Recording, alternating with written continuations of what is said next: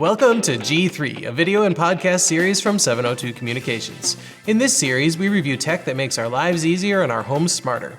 We also visit with guests from our community who create, share, or use that tech every day. Ryan Bro is our guest today, and Ryan works in system administration for a Moorhead nonprofit and has over 10 years of experience in the industry, including serving in the U.S. Army as a junior network systems administrator. When he's not typing away behind a blue screen, he might be found running outside with his Fitbit. Having completed the Fargo Marathon 10K this spring, we asked him to be on the show, talk a little bit about what he likes about the Fitbit, and who he'd recommend it to in the future. So, welcome, Ryan. Yeah, thanks for having me on G3 here. Absolutely, pretty cool. Absolutely. So, longtime listeners, watchers of the podcast know that I've had an Apple Watch for a long time. I've never, ever reviewed anything else fitness-wise. I'm not a huge fitness buff, I guess. You're not? I do like bicycling, cool. And so I've used stuff like Cyclometer and stuff like that, which I think is super cool. But I've never tried anything outside iOS, really, for fitness tracking. So, Fitbit, huh? Yeah. Are you locked into iOS? I mean, I think that would maybe be like the first question. Yeah. Because, the Apple products are going to work best with the other Apple products. So, but Fitbit, I like it because, one, it's cheap, and I'm cheap. And I think a lot of people out there are cheap. Are also cheap. I was looking up, some of the prices before coming here. I was like, whew, I wouldn't go for an Apple Watch. Yeah. But I think another thing I like about it is just the form factor of the Fitbit versus like a watch, like a traditional watch. I don't know. I got like bony wrists or something, or I just don't care for watches. When I was in the military, they tried to force me to wear a watch, and I just put it in my pocket. So it's just like it doesn't work for me. But with the Fitbit and then some of the other ones I've tried, it has kind of that rubbery thing. I mean, you can see it. Yep. It's not going to bump into anything, and you just leave it on forever. And so Yep. I shower with this on, whatever, it just stays on, and then you got to charge it once a week or something. So I'm using the Milanese band right now. Actually, I'm using a knockoff. I'm too cheap to buy the real one. It looks fancy. But the Apple Watch has bands like that too. So as far as using it as a fitness tracker, have you always been a runner? I was fitness enthusiast. I wouldn't say so. Like I ran, I ran in high school because I felt like I got to do something. Yeah. I don't like team sports because I'm an IT guy, like you said earlier. So that kind of comes with the territory sometimes. Right. And then in the military, they forced me to run, which made me hate running. And I'm like, I really don't like this. Yep. But like I'd say in the last year or so, I've kind of gotten back into it, and it's really been going good. And I think there's like kind of two forms of motivation for any sort of health thing you're doing, running included. It's intrinsic, which is probably the best. But if you don't have that drive inside of you, extrinsic, which can be provided by the Fitbit, the Apple Watch, is good as well. Because me, I do like computers. You get that little bit of data, and you go, ooh, I see that number. I want that number to go up. It's just that bump of, I think I can do better this time versus that time. Yeah. If you play, RPGs or anything, or like really any like free to play games, they all have that feedback loop built in. This is something that actually is good for you and helps you out. So let's use what we know about psychology and how people sell us stuff to try and improve ourselves. So yeah, no, absolutely. Like on the iOS and in the Apple Watch, you've got these rings. You've got your stand ring and your move ring and your exercise ring, and absolutely, it's a motivator if you haven't been closing your rings to get up and do whatever. And in recent, watch updates, now it's telling you as you're getting closer to the end of the day, you're almost to your exercise goal. A brisk 9-minute walk will get you there. Get off the couch and go do it. Yeah. So sometimes little motivators like that, right? Yeah. I think everybody who's used these things has been like, I think I'm going to walk in place for a little bit. I'm almost there. I'm going to walk. It's kind of silly, but it's like, hey, you would have just been sitting, on the couch or something anyway. So I think it's good. So what are the features that you really use the Fitbit for? Are you tracking the duration of your run? Are you tracking speed? What are you doing? So I've had two. Okay. I had the Fitbit Flex, which is like the cheap one, which it just has like these 3 dots that would light up, kind of like a, red, yellow, green, you're good to go. And, it buzzes when you hit your 10,000 or whatever you set it to. So that was mostly for steps, and then it would track exercise. Cheap. And biking and whatnot. Yeah. This one actually has a watch face on it, so Okay. I like that. Today, in today's day and age, like you always have your phone on you. So in my mind, I go, well, I could just check my phone, but this is like slightly easier, and maybe it's worth the couple bucks. Absolutely So easier. you just Absolutely go, easier. And then the other thing is if somebody texts you, you get that little notification. So if you ever get annoyed by, I pulled out my phone to see a text where somebody just said, okay, or see you then, some little thing, it'll fit on the little screen. Yeah. So I think that's nice. Super handy, but also sometimes awkward because you get a text and you look at your watch and somebody maybe in front of you thinks, they're bored with me Who right is this now. guy? Yeah. Checking I'm his running watch. out of time Flex now. or something. Yeah. So the Fitbit then ties into an app on your phone, Absolutely. or are you just having it feed data into a Fitbit app, or are you having it feed to another app? What Yeah. apps do you use? So the apps I use, I have the main Fitbit app, and then I actually have a smart scale at home, which like I'll just weigh myself every day, and it just automatically. It's just to save another step. I don't have to write anything down, Right. and then it'll tell you kind of a little bit more data, and so it feeds into that too. So I can just see it all from one pane of glass, so to speak. And then there's some other apps I use when I'm running or when I'm biking. Like the Fitbit it'll pick up on if you're running, if you're biking, if you're swimming, kind of automatically. So it knows the geometry of the things that are moving inside. So that all feeds together. And then some of the apps I use Stravia. We were talking about ahead of time. That's pretty neat. And that's like a good way, I think, to even find places to run, like cool places to run, cool places to ride your bike. They just have big maps of the entire United States and probably the entire world, and you can see where other people have ran. And then you can set up a route if you go, all right, this is my route. I know it's kind of flat, or I know there's a hill at the end, and I want to try and improve, running on a hill or something. And then you can say, I got my personal best, and you can challenge. There's a social aspect to it where you can challenge other people, and I think that's been like a big motivator for me.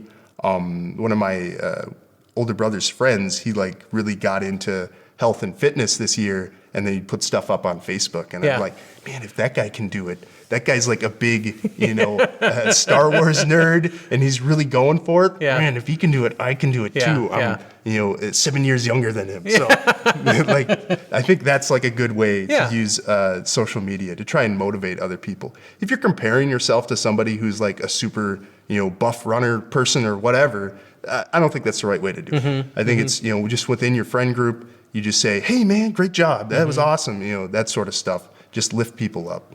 And then, but it definitely helped you train. Yeah, absolutely. So I go, hey, I'm getting better. This is working. I think that's the big thing. You can keep track of things.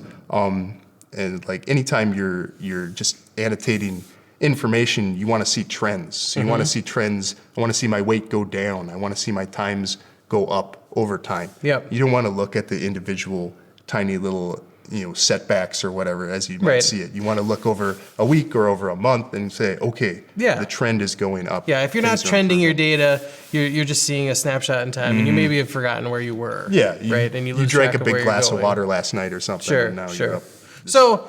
So you love the Fitbit. Is there anything that it doesn't do that you wish it did? There's definitely I'd say with the Apple Watches, there's all these apps and things you can add on to it. I wish there's some cooler watch faces. I know with some of the watches, I tried an Android watch for a little bit. It had like the GoldenEye. Do you remember this game? Everybody does. Everybody the GoldenEye remembers for N64. Yep. That watch, you press start, he looks at his watch. I suppose it happened in the movie, but I never watched that. But I'm like, that's so awesome. That is like the geek watch. Like if I was gonna wear a watch, that's what I'd get. But that sort of things, just to kind of, I don't know, rice it out, because that's sort of fun, just make it a little bit more fun.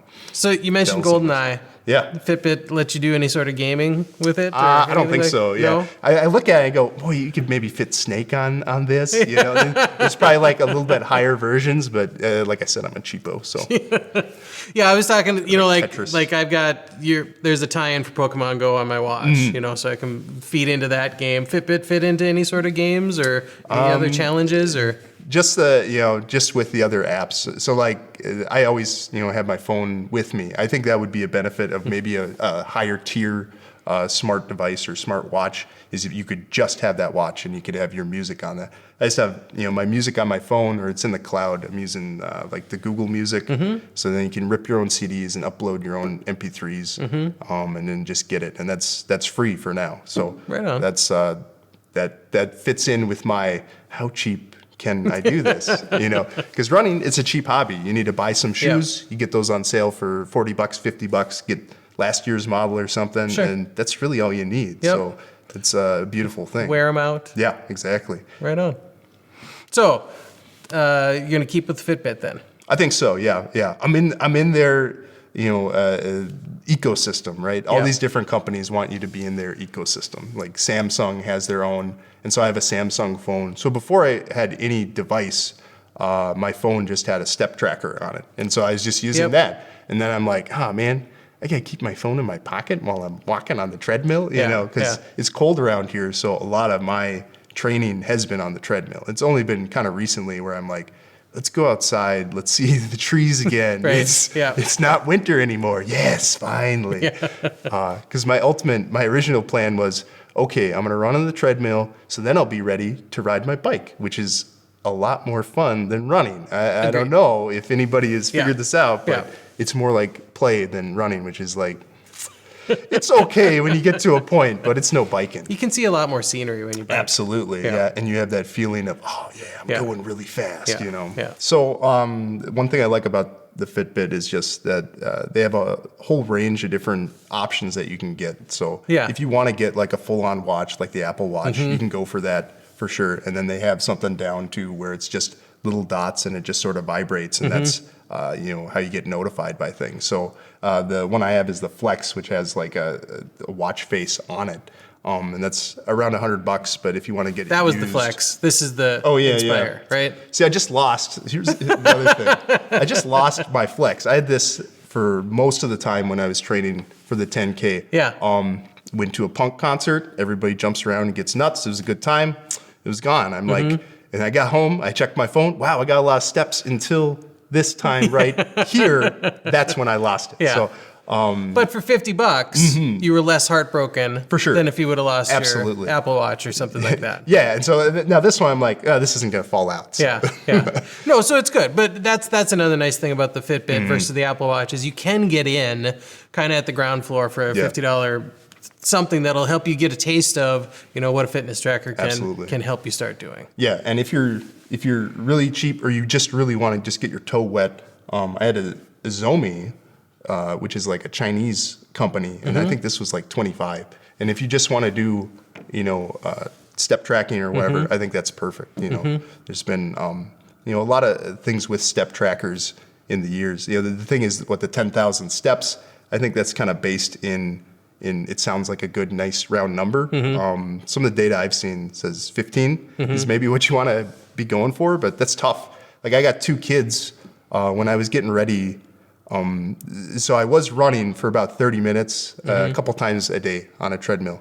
And I do this at night because I have kids. So they are up till 8:30. Okay, get them in bed. Okay, now it's me time to do the things that I need to do. So that really helped me stay on track and go, okay, let's push it a little bit more. Let's go. So. And whether it's 10,000 steps or 15,000 steps or whatever, I mean, the point is you're getting up and you're doing something. Absolutely. Right. And there's all sorts of studies too that say that, they don't accurately count your steps and there's all sorts of stuff. But at the end of the day, you're looking for some feedback to help you get up off the couch and go and do something. And that's what any of these fitness trackers will help you do, whether you spend $25 or $300 or whatever. So. Yeah. Like something that just is in my mind is, you're lapping everybody on the couch. Yeah, and, absolutely. I encourage anybody just to go for it, even if you're changing yourself. And I think that's important. Cool. Well, thanks for coming by here today, Ryan. I appreciate all that info on the Fitbit. Like I say, it's something that I didn't know about because I've never looked into that, but it's good info to have, and I think everybody that's watching will be glad to have it too. Yeah. So that's it. That's a wrap for this episode of G3. I hope we all like this look at the Fitbit series. If you did, let us know. Comment on the video, like, share, subscribe, and tell all your friends about us because we've got more great content coming. And don't forget to check out our guest appearances on Valley News Live's North Dakota Today, where I dive into more of our favorite tech. Until next time, I'm Brian Crommett. This is G3.